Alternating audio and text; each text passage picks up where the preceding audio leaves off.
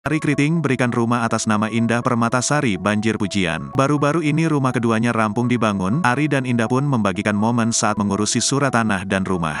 Ari Kriting mengungkap bahwa ia menyerahkan rumah dan tanah itu atas nama Indah Permatasari.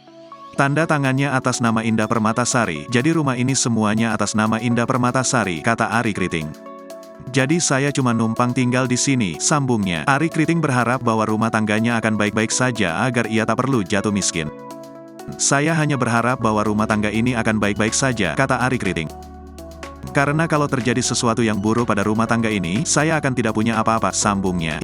Indah Permatasari mengunggah foto dirinya dan keluarga di rumah baru. Dalam unggahannya, terlihat tangga serta depan rumah Indah Permatasari. Sang artis kemudian meminta tolong netizen soal furnitur yang harus ia isi di rumah terlebih dahulu.